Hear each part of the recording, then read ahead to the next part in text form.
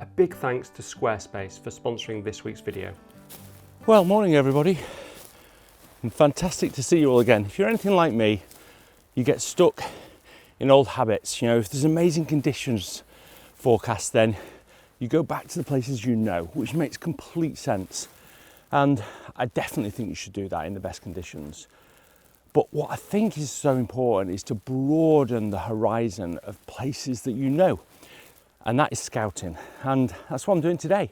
I am scouting this new location. It's near Coniston. This woodland is a place that I've driven past so many times, but I wanted to go and have a look at. And I'm just going to walk around. I'm going to have a look, see what there is, hopefully get a good photo. The conditions aren't great. There's no fog this morning.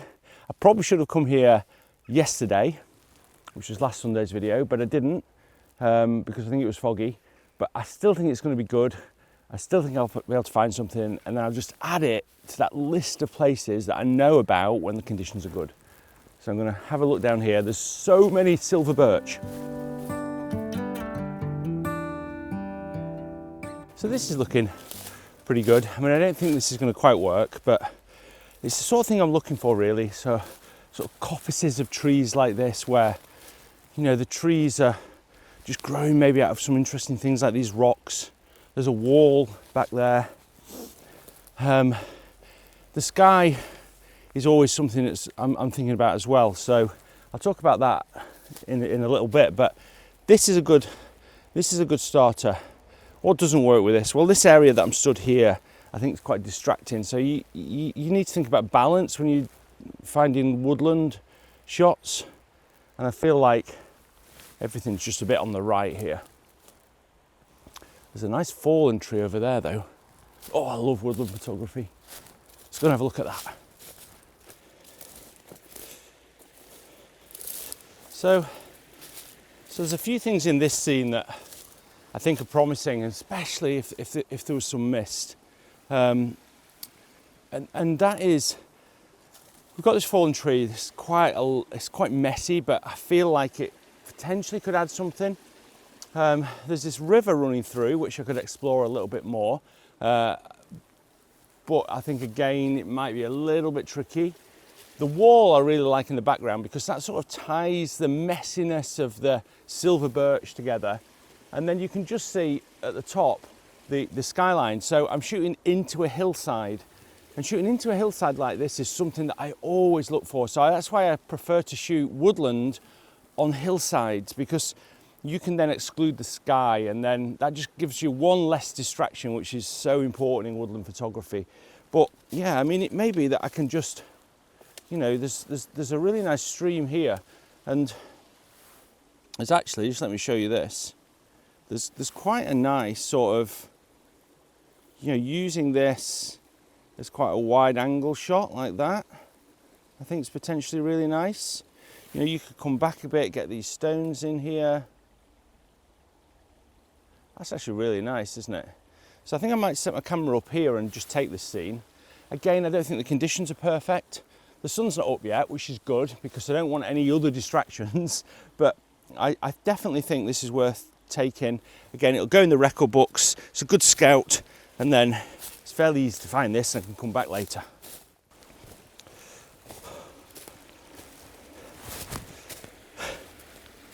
This is the best. When you're scouting and you find something like this, that little stream that I just sort of poked over when you saw me on the last bit to camera, well, it's actually a really nice shot, this. We've got this stream winding round. Those rocks on the top left I think are really nice, and it just comes in from there. It's quite simple. We've got this sort of log that's going over the rock, just looks fantastic. So, I mean, it looks good now, this shot. I think this is a really nice shot now. You know, when the conditions are perfect, or in different seasons as well, this is just going to look so good. So I'm really excited about this. Right, so I've got the shot. I'm going to walk a bit further up there now. There's so much, I can just, looking around, there's just so much to shoot here. Don't fall in.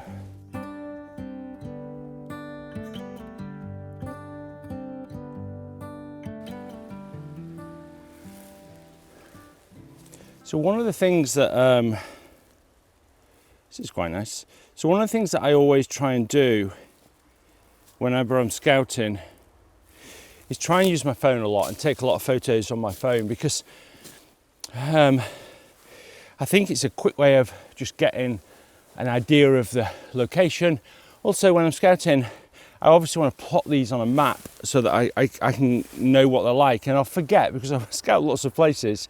So I want as many photos as I can when I go back to it and I'm thinking where to go that sort of represent the area. So don't just get the best shots, try and get a few representative shots if you can, and your phone's the best way of doing that. Right, let's continue.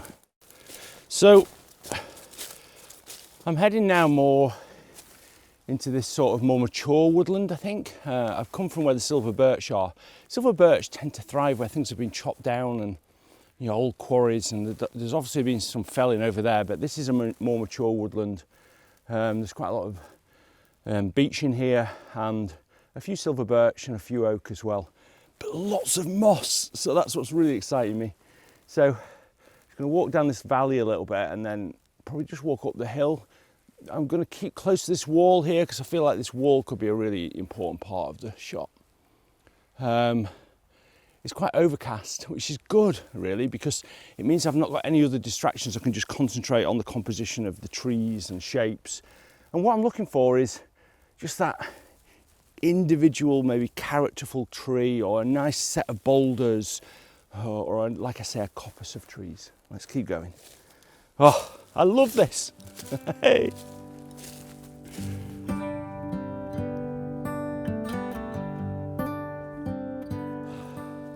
I didn't find much in the more dense woodland over there, more mature woodland, so I've come back to just outside the silver birches here, and I found these trees here. I'm not sure this works because I like the trees, but I don't think they get separated from the background enough. Maybe if it was a little bit foggy. How much fog you get here, I don't know, because I'm going a little bit higher up now. So obviously, the higher up you go, the less likely you are to get fog. But yeah, these are quite nice. I've taken a shot anyway, I'll show you. Just keep going.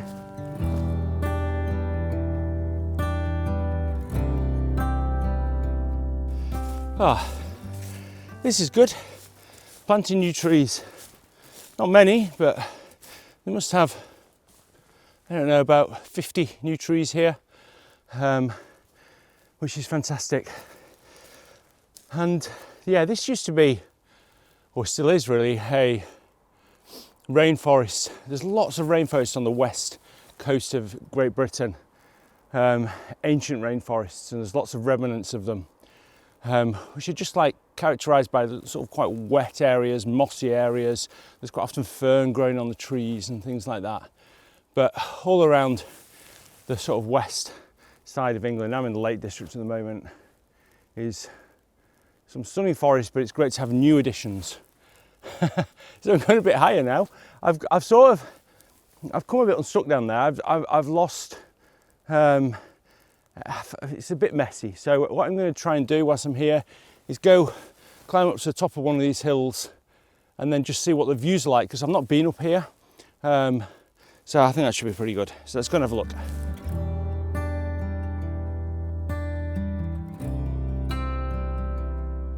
I've spotted these trees up here, but I'm right on top of the hill, and I think there's an angle to get to shoot them because of the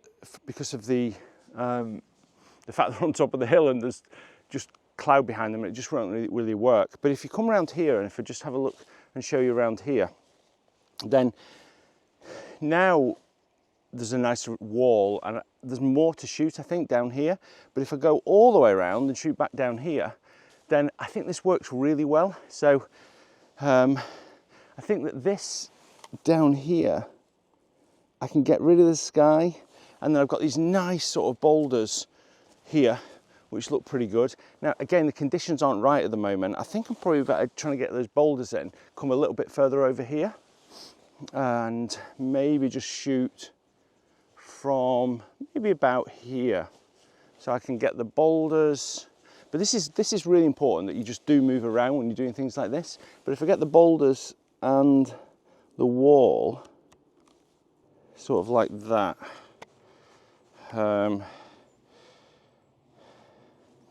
see, this is where you need to just keep moving around. Maybe go a bit higher.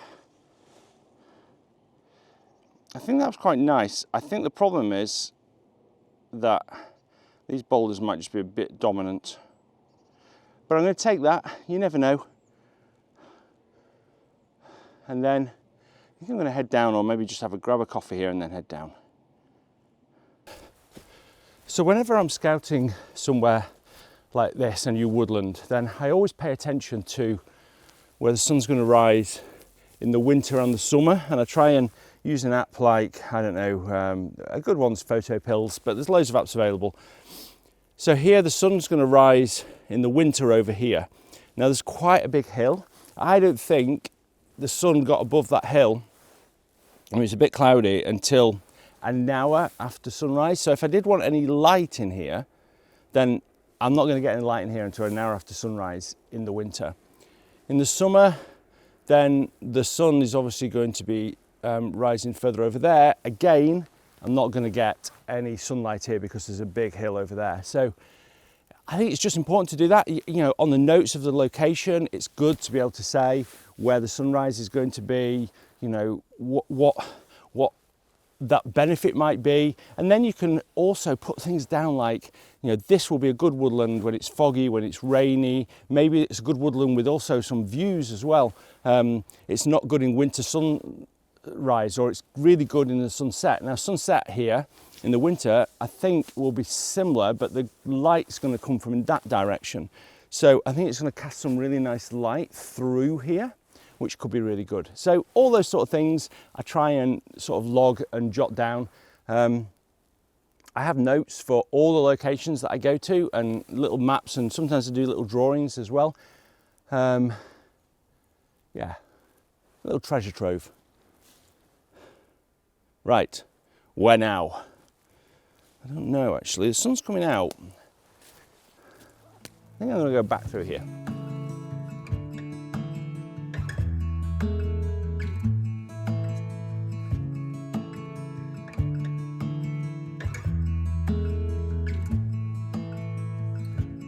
So I've just spotted these trees over here. So I think I'm going to have a look at those because I think they look quite promising. These look really promising, and there's a little stream. But what do you think the problem is? You guessed it, that skyline. Oh, it's such a shame. I think I've got to get high really. This is, fog here now. But I think, yeah, if I just show you what I'm thinking. I mean, I still think it's a good shot, but I feel like I need to be sort of up here. And I really like the stream as well. Yeah, this is probably the best spot. I'm going to spend a bit of time here, try and figure something out. See, it could work a little bit better in the summer because there'll be more foliage, so it block the sky a little bit. But definitely a foggy area, a foggy day, this could be amazing.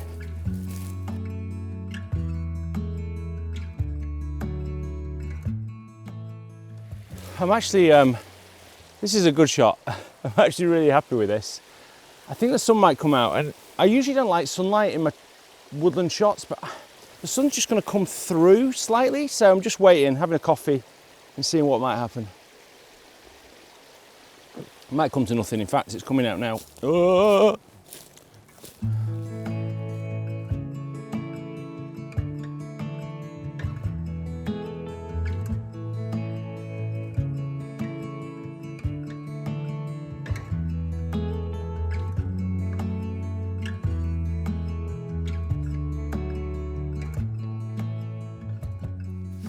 So I've just walked across the stream and just get a look at this old tree here. I feel like there used to be many trees like this in this area, but a lot of them have died or got blown over by the wind. I just love the fern growing on it. It reminds me very much of the fennel forest in Madeira, but we have lots of trees like this in the UK. It's just a question of hunting them out. Scouting.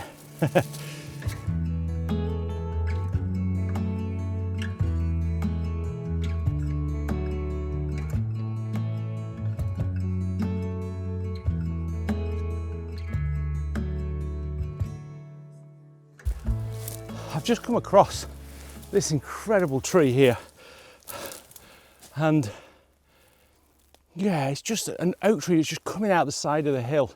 Another incredible example with ferns growing on it as well. I think I'm going to try and get a little bit higher and shoot down on it, because I feel like there's something really interesting to be had here. And oh my word, this area here, there's so many oak trees. I've got to come back here. This is so good.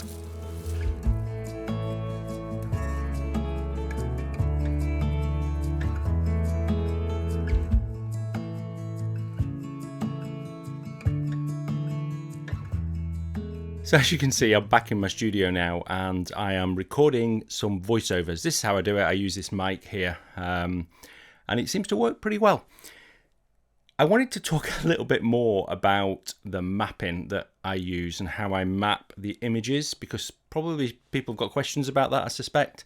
So I use Google Maps, to be honest. I use OS Maps as well, which is a UK mapping thing for really precise mapping of locations, but mostly I just use Google Maps. So here you can see that I've got a map in Google. This is from Luskentyre, and you can add a point, and if you go to My Maps, you can set up a map location. So this was from Luskentyre, and then you can add images to a particular point. When you're on location, you can go into Google Maps and just put the points down where the locations are, and then afterwards on your computer, it's best, that's what I find, to go and add those images in.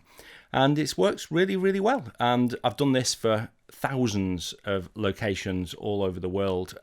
So I can go back and see all the places that I've scouted. So it's not always the best photos that I take there or my final photos, but are often just scouting photos. Before you go, at the end of the video, I'm just going to ask for your help with something. It's to do with 3D printing. I'll talk about it in a second. Okay, so I just want to say thanks to this week's sponsor, and that is Squarespace. If you're looking for a website, here is my website built on Squarespace. Everybody knows that, but it's so easy to do. I update my gallery quite regularly as well with additional photos from these locations that I go to. More recently, I added the 2023 gallery, which was my favourite photos from 2023. There's loads of layouts you can do. This was just a tiled layout, and then you can click the images and you can see bigger versions of the images. It also allows you just to protect the images a little bit as well. You can't right click and save the image. Obviously somebody can screen grab the image. You can't completely stop somebody pinching an image, but in my experience that's not been a big problem, and Squarespace helps out by just not letting somebody right click and save it, which is really good.